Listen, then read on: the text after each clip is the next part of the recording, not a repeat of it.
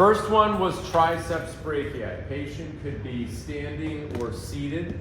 I need to get his humerus in a position so it's parallel to the ground. Clinician's position, one hand, I'm going to stabilize proximal to the elbow. With my resistant hand, I'm going to be just proximal to the next distal joint. I'm going to start him in a position of elbow flexion and ask him to extend his elbow as far as he can. Keep going, keep going, keep going, all the way through. We're testing the tricep, as I said. All of these use the manual muscle scale, so I'm not going to go through them all. All right, the next three are our elbow flexors. So, something I can say about them. All of them are doing elbow flexion. It depends on what position your forearm is in. When you are supinated, although you're testing all the flexors, you're primarily working on your bicep brachii. When your thumb is in neutral or the hitchhiker position, you're primarily emphasizing the brachioradialis. And when you are testing the brachialis primarily, you are going to be in a pronated position. So I'll do all three of them really quickly. First one is brachialis. So position can be standing or seated. I'm going to do it on this side just so the camera can see it better. So I'm going to stabilize just above the elbow. Resistance is going to be just below it. He has to be in a position of pronation. And so then I'm going to ask him to flex his elbow as hard as he can. Go ahead and flex. Keep going, keep going, keep going.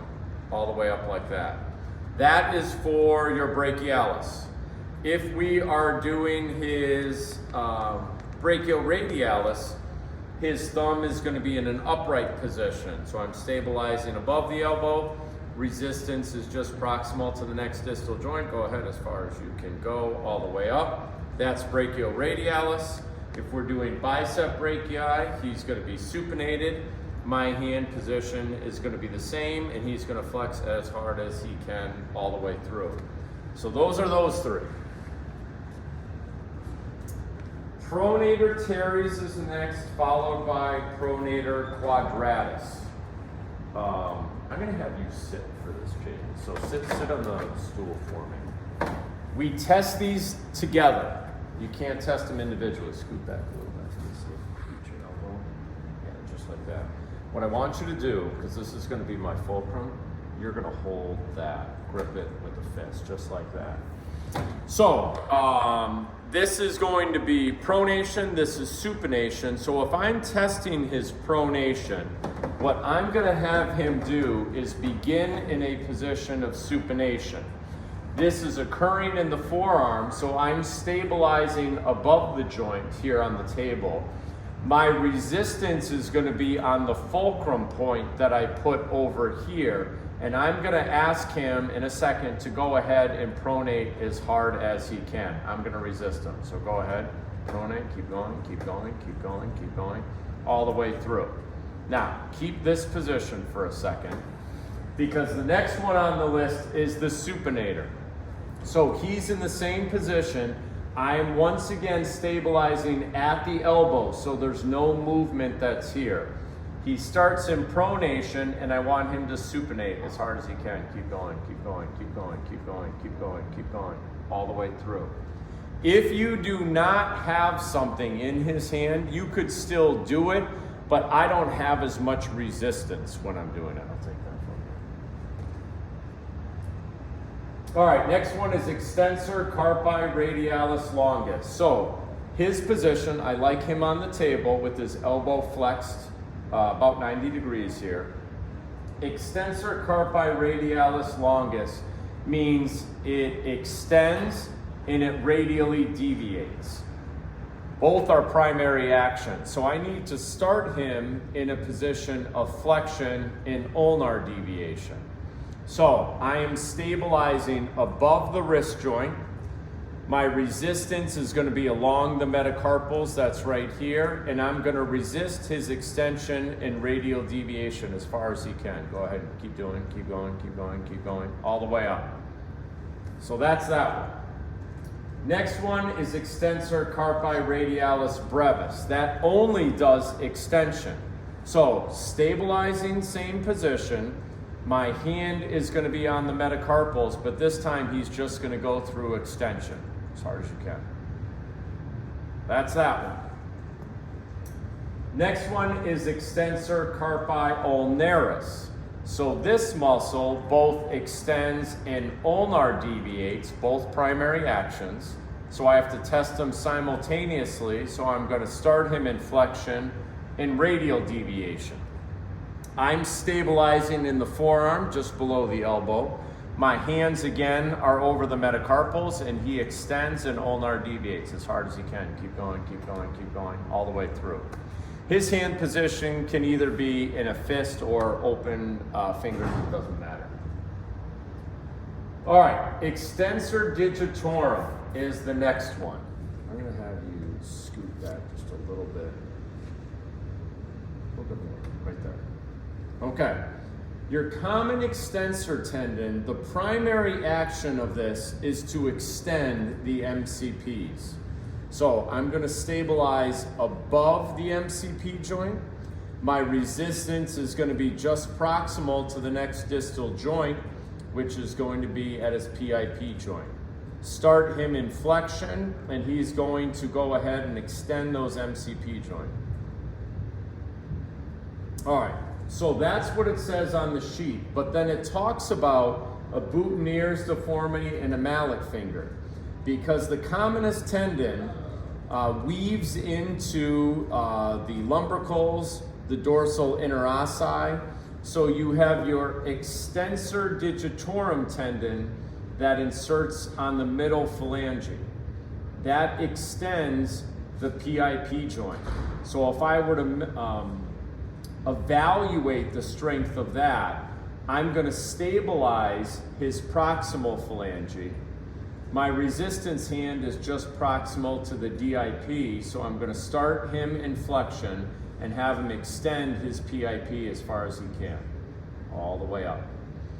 Now, that tendon continues. If I were to vet the integrity of his extensor digitorum expansion, that inserts on his distal phalange.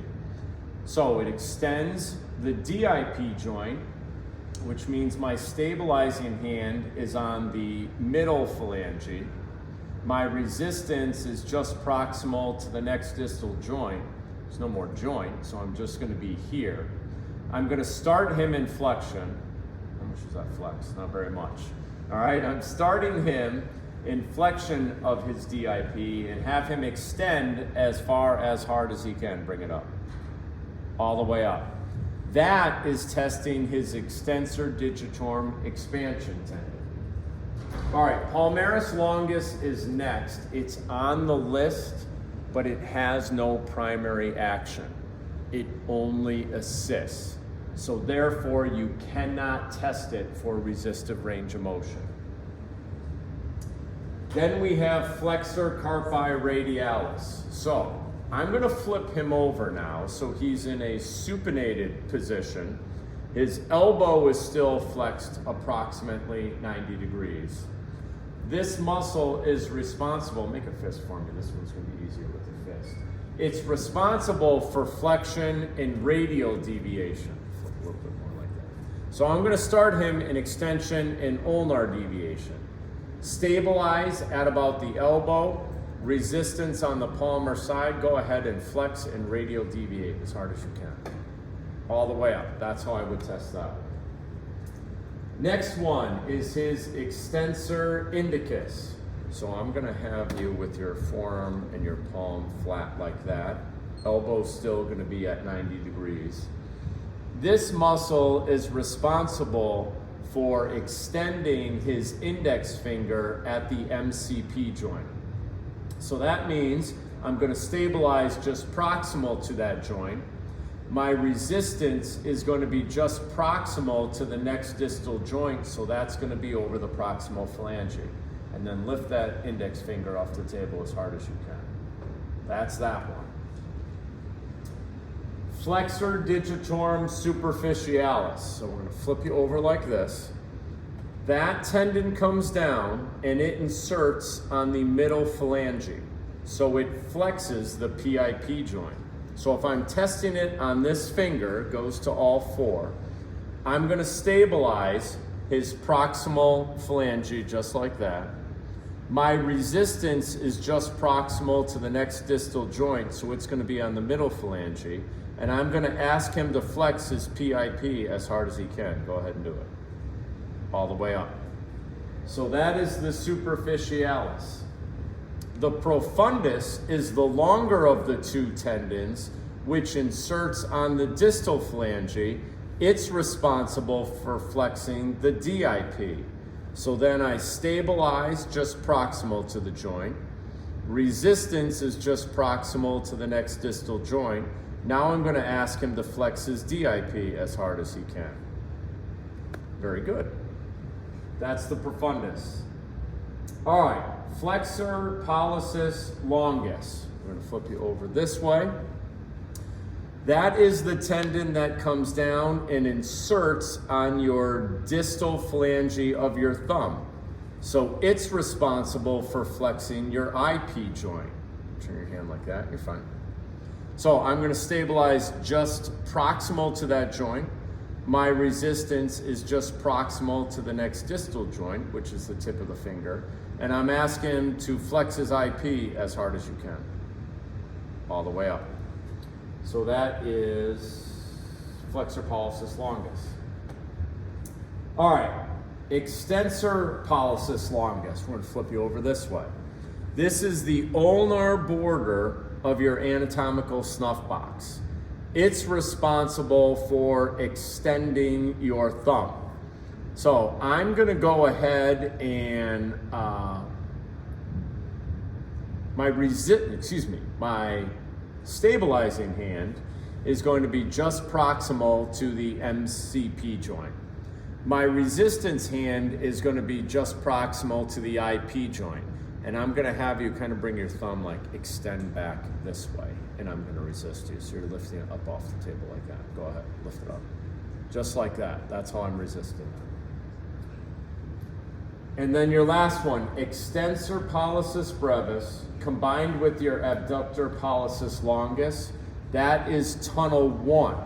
So it's responsible for abduction. So if I'm doing it against gravity, I want his thumb up. So again, at the MCP joint, I'm going to stabilize just proximal to it. Resistance is going to be just proximal to the next distal joint.